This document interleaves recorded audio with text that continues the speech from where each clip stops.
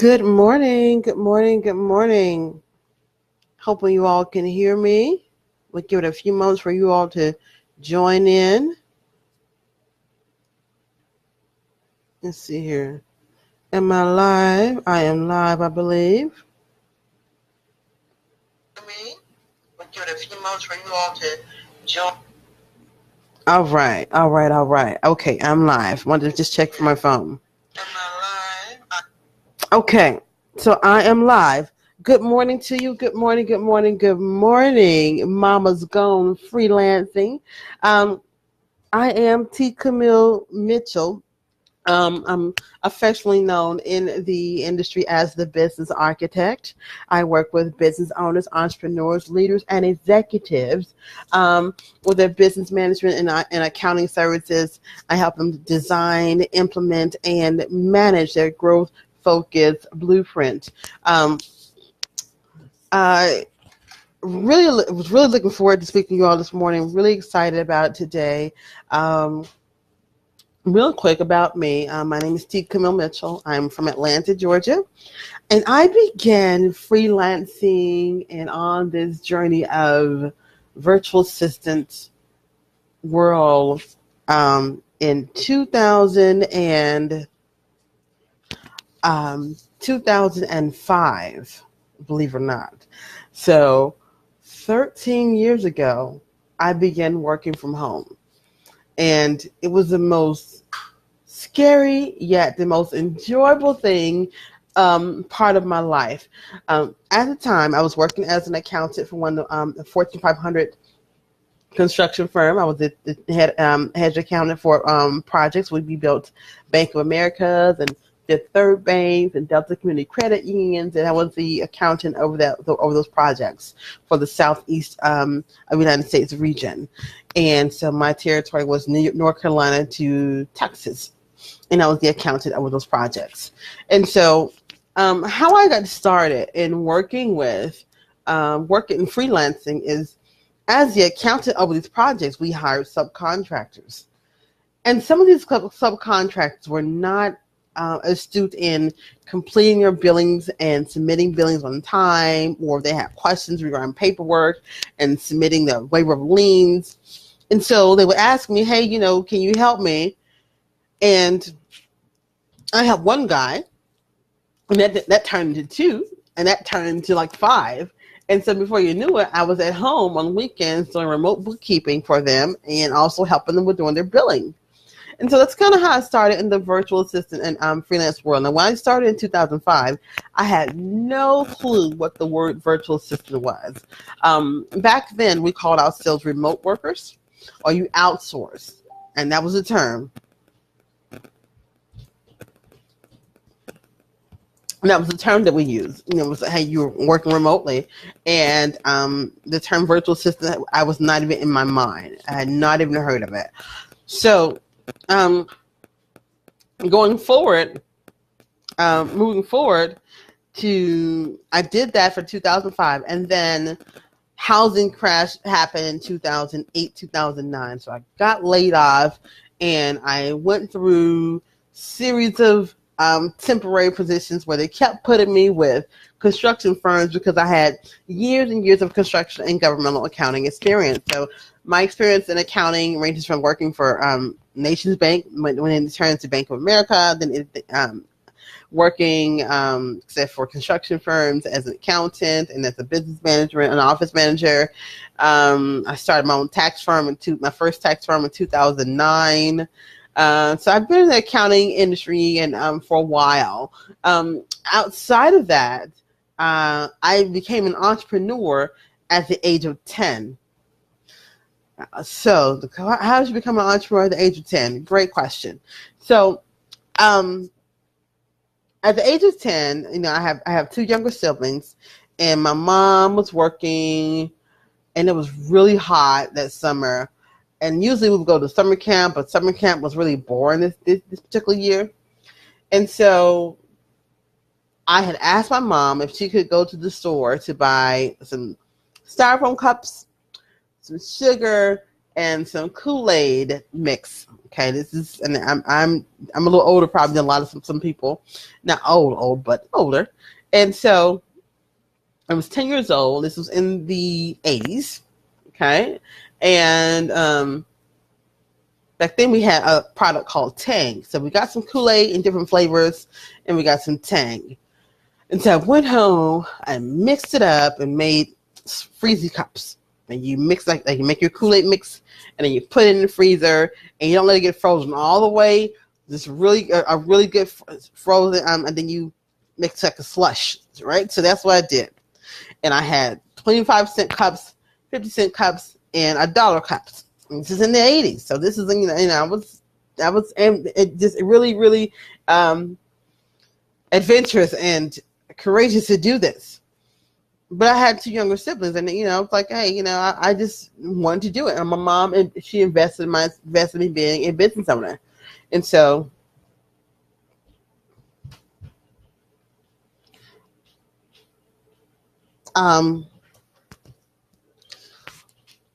okay, moving forward, so I started selling, and then I got really good at mixing flavors and mixing colors and whatnot, and so sold a bit more. And by the end of of that summer, in 2 months, at the age of 10 years old, made $500 as an entrepreneur.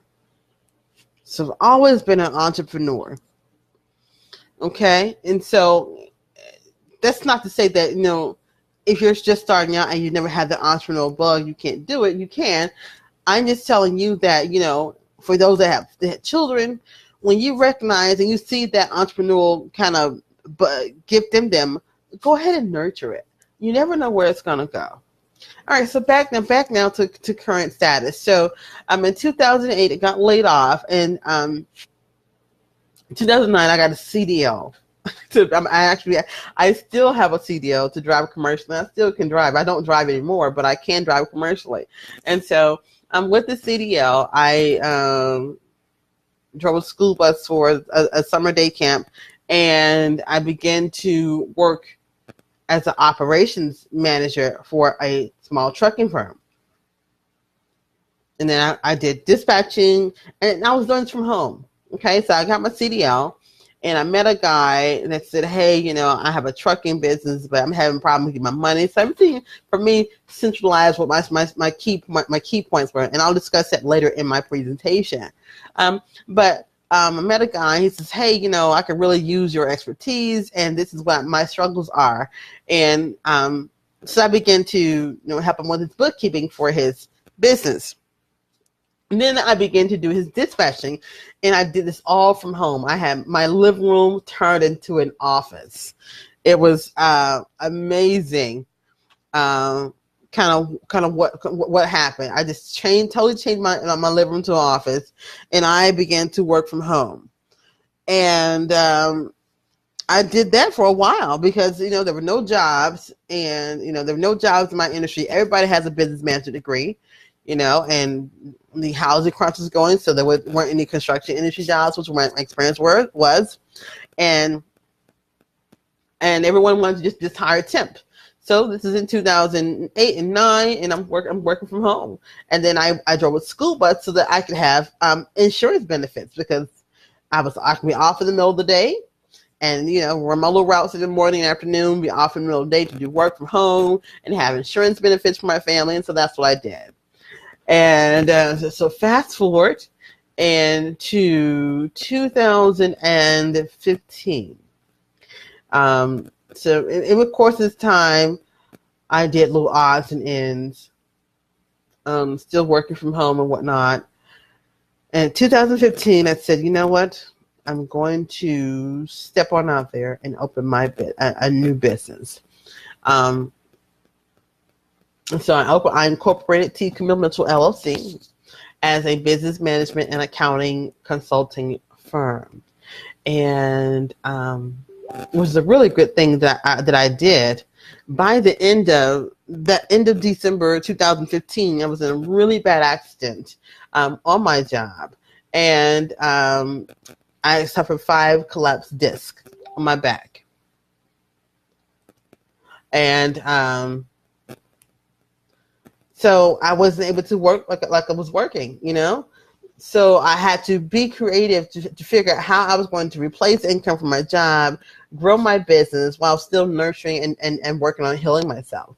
And so that's why I come to you today is, you know, teaching you and sharing with you the things that I did to grow my business when I became injured and I was still at home and still had children in school and then obligations.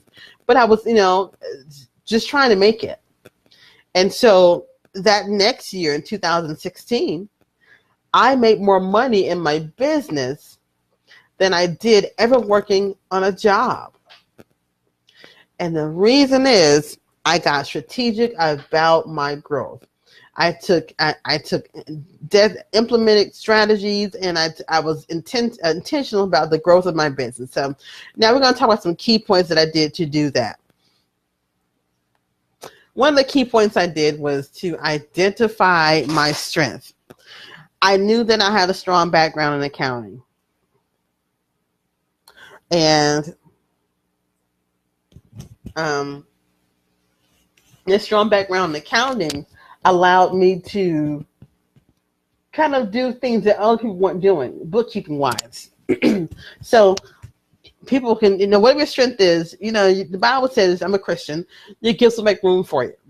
And so whatever your strengths are, there is an opportunity for you to be successful in that, for you to make money in that. So if you're good at design, if you're good at administrative, like I don't like writing. I'm not a good writer. You know, even through going through college, I don't like writing. Now I have a son who's an excellent writer, but that's not one of my key points. It's just not one of my strong points. I just don't like doing it. I just don't.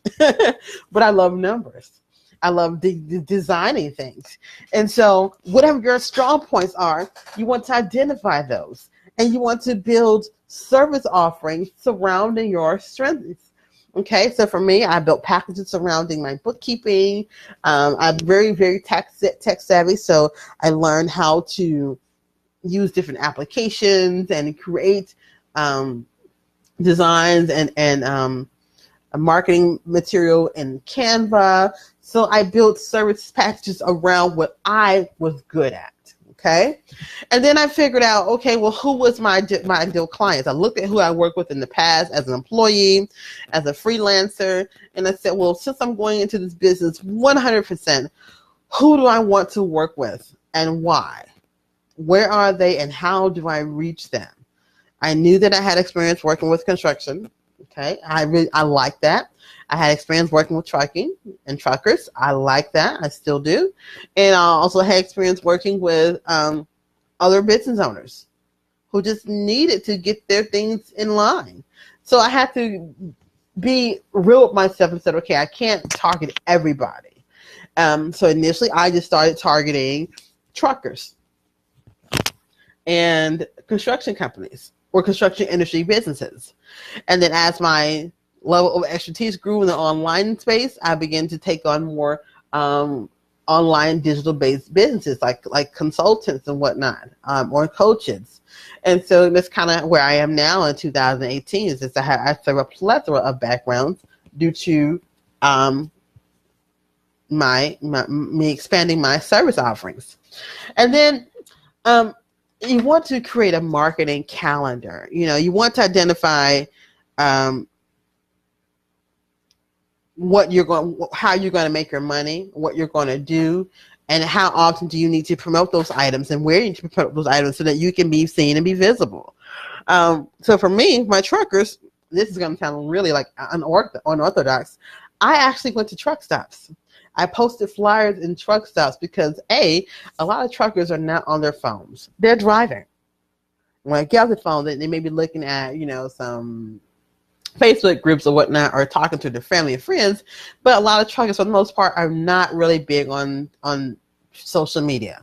It's still a very hand-to-hand tactile industry. So I made business cards and I drove all around Atlanta and my area and posted my business cards in truck stops.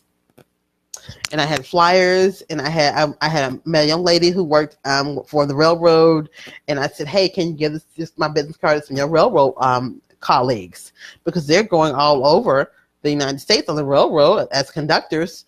I never knew who they were going to meet. And so this is what I did to grow my business. I made strategic actions to reach my market. I knew where they were. I knew who they were, and I knew how to reach them. And then once I identified that, I looked at upcoming dates on the calendar, upcoming events, upcoming deadlines that my industry niches had, upcoming conferences where they may be at, and I put that on the calendar and said, okay, this is where I need to be, this is what I need to talk about, and this is where I need to show up so that I can reach my audience. And the main thing I wanted to talk about, kind of my premise is connection, communication, and consistency. You want to connect with your audience, with your ideal client. You want to communicate with them, communicate and understand their needs and their pain points, and communicate your value and how you can reach them and how you can help them. And then you want to be consistent with them.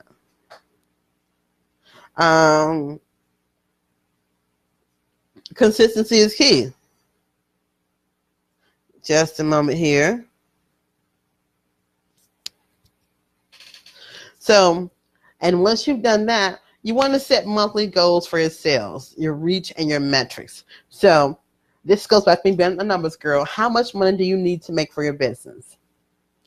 Create packages around that, around your income goal.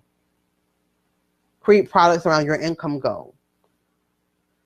How many people do you need to reach to make that sales goal possible? Do you need to make live communication? Do you need to go knock on some doors? Do you need to go to local businesses in your area to say, hey, I'm offering this services because you benefit from it? If you're a web designer, if you're good in social media, your client is not always going to be online. What about the brick and mortar businesses that they may need increased social media on online presence? You can go to them. Go to your local retailer, jewelry store, or a shoe store, or boutique.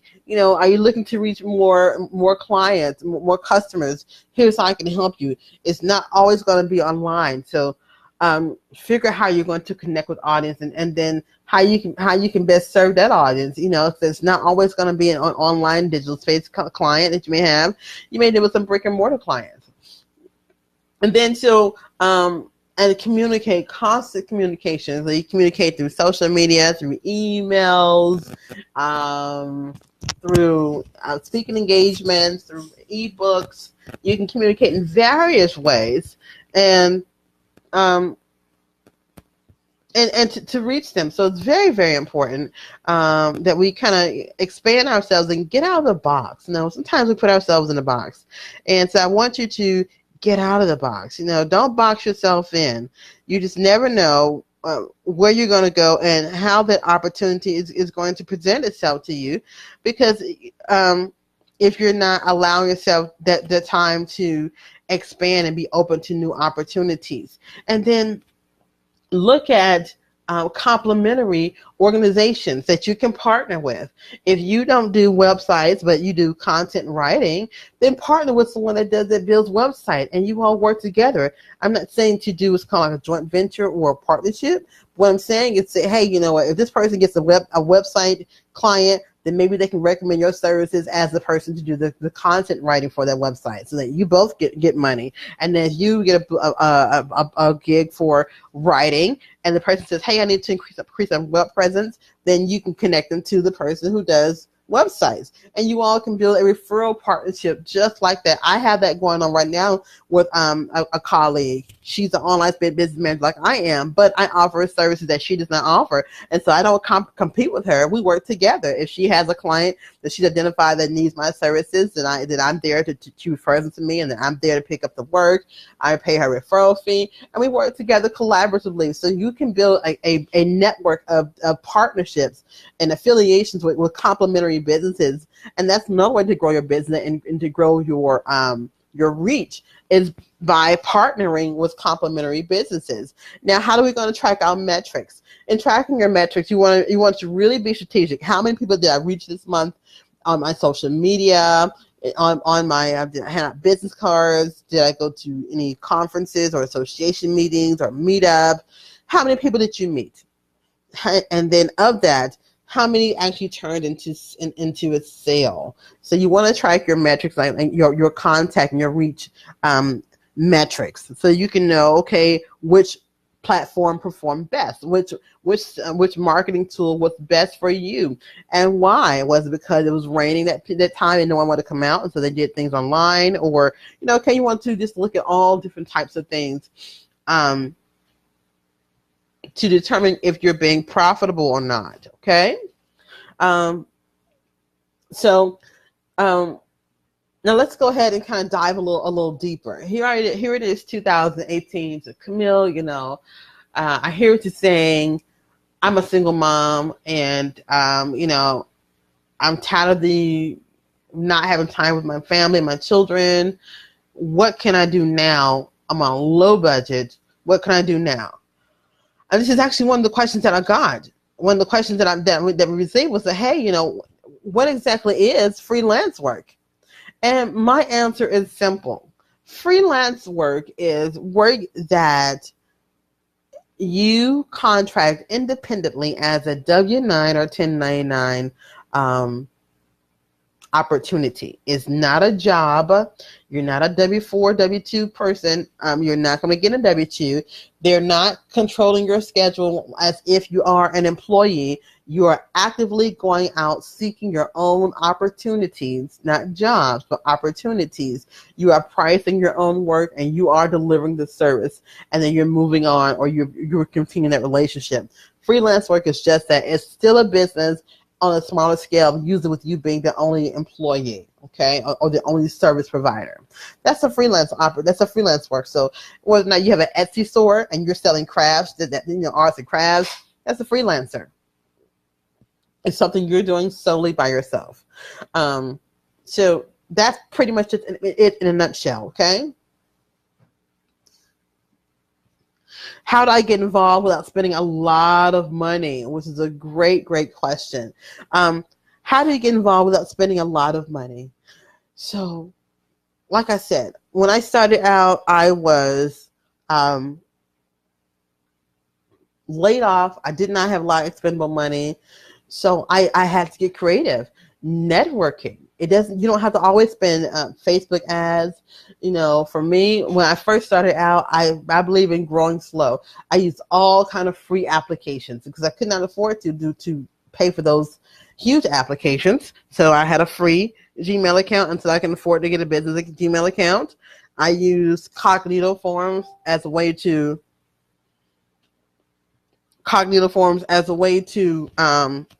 sorry, that's an opportunity as a way to capture information. I use what do I use? My e-signature. Hello sign, which you get free 5 e-signatures per month. Like, I have a list of free applications, and I use those to grow my business until I can afford to pay for applications. But you do want to have a web presence. So you can have a free web presence on Wix, Weebly, or a free WordPress site. You don't have to spend money on that initially. Just a web-like presence. If you don't have time to do that, or you don't know how to do a website, then get your Facebook page together. And on your Facebook page, have a questionnaire. Okay, like on Cognito, you can have a questionnaire or a type form or any of these other platforms like that you can use to capture information and create an interest form where people can sign up to speak with you, get a free Acuity or Calendly, or You Can Book Me scheduling tool. These are all free applications you can use to start getting yourself out there. The only thing that's going to hold you back is you. So you can do lots of things to really get yourself together and get out there. Okay. Next thing is, so you're building a platform. Social media is free. Okay, you can do Instagram from your phone. You can get a free Canva account to make some social media graphics. You can use your Facebook for free. Have a Facebook business page, which I recommend every business has. You can schedule your posts from that. That's free. Twitter for you to use, it's free. There's so many free applications that do not involve you spending a lot of money to get started. But the point is to go from thinking about it in your head to putting action to it and getting started. Once you get started, you start building up that momentum. Business will come to you. People will find you because you have a place on the internet. There's a home for you on the internet, and people doing their searching, and you're using key SEO words, or you're in these Facebook groups and you're getting active, or are you working with referral partners and you all are speaking together and working collaboratively, referring business together. There's so much that you can do to make money and to be productive.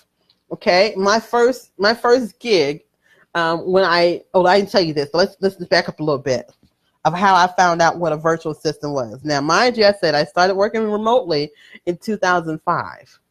I never knew what a virtual assistant was until 2015. 10 years later, when I decided that I wanted to expand my business and resign from driving, and I had had enough. I wanted to do more, and so I started looking for work from home opportunities, working home bookkeeper, and stumbled across virtual assistant. And I was like, "Oh my gosh, what is this?" Okay, and it was amazing. When I found out about it, I joined some Facebook groups. I think the first Facebook group I joined was Virtual Assistant Hub, and then that was like the first one. Then I found the Techie Mentor. There's so many more now, so much more now that we have now. But I joined a Facebook group, and I learned my first VA job or opportunity or contract was like $33. No joke. It was to make some social media graphics. Remember, I started making for my own self. So the ladies wanted some social media graphics, and that's what I did. And I paid me $33. But then I said, okay, I learned the industry. I looked and see what was popular, and I took a social media management course with Hootsuite. At the time back then, 2015, Hootsuite was just announcing their social media management training, and it was free. So I became certified as a certified social media manager. And then my next client, so this is in September 2015. 3 months later, I got another client in December 2015. That next client, I was able to charge them $1,300 because I was very, very, and I was, still working. I was still working my job in December 2015. And then after that, that's when I had the accident, and I could not work. And that ended it. So I was going to resign anyway, but I could not work after that because I had 5 dislocated backs. I was rear-ended in like a rear-end collision. So that ended it. And so after that, I knew that I could not drive anymore to supplement things and insurance and whatnot. So I had to do it. I had to take care of my family. I had to bring money in. I had to do it from home because I was not in a position to go sit in anybody's office. I really couldn't sit down. I couldn't stand up. I was in so much pain. And so I worked really hard and put myself out there in these groups and marketing and connecting with other people. And then, like I said, in 2016, I made more money in my business than I did on a job. It's possible. The only limitations that you have are the ones that you put on yourself. It is possible to grow your business. And here I am, 13 years in the game. 13 years in the game. It doesn't have to be something you just do to get by. You don't have to invest a lot of money. I'm very frugal when it comes to growing my business. I didn't invest a lot of money in applications. I used everything that was free that I could possibly use until I could afford to pay for these applications. So I used Hootsuite, the free for social media. I used the free Instagram, free Facebook, free Typeform, Cognitoform, HelloSign, all these free applications. I used PayPal initially when I started out because it was free to send in invoices. Like I just did everything that was free. I couldn't afford to invest a whole lot. I had to use what was free. So you have to be thinking about that. Grow slow. Don't worry about going out and getting all of these expensive applications. Do what you can do on your budget within your means. And then you can grow your business. And so, I've been working from home since 2015, I've been home with my children. I have one son to graduate high school. I have another one that's graduating. He's now a senior next year. And my third one is a rising sophomore. Being from home. And when they walk through the door, they know, hey, mom's home. Hi, mom, how you doing? There's a face to greet them. They're not coming home to an empty house. Even though they're teenagers now, there's still that presence of me being there. They know that I'm there. It makes a difference in your children and the relationship that you have with your children. We're very close. We can talk about anything, we can laugh, whatever. They know that I'm there. If they have a problem during the daytime at school, they can text me because mom is at home. I'm no longer in somebody's corporate office trying to figure out how I can break free to go see my children's, an event. I'm home with them, and it makes the most difference possible. I mean, it makes the world difference. So we're starting this down this road because we are moms. I mean, we want to spend more time with our children. So it's very important, and you can do it. Now, the next question here that we had that was on the event page. Let's see here. I think that was it. So I hope I've given you some things you can do to grow your business and things you can do to start your business if you haven't started. Feel free to reach out to me. You may want to tag me. I'm not always on social media, but I'm T. Camille Mitchell. My Facebook page is T. Camille Mitchell. I'm on Facebook. I'm on Instagram as The Biz Architect. I am on Twitter, The Biz Architect. Here on Facebook as The Biz Architect. So feel free to reach out to me, or post in the group here and tag me, and I'll be sure to respond back to you because it'll come to my phone. But I want to thank you for this opportunity to speak with you all today, and you all have a wonderful rest of your day. And just know that you can do it. You can grow your business strategically.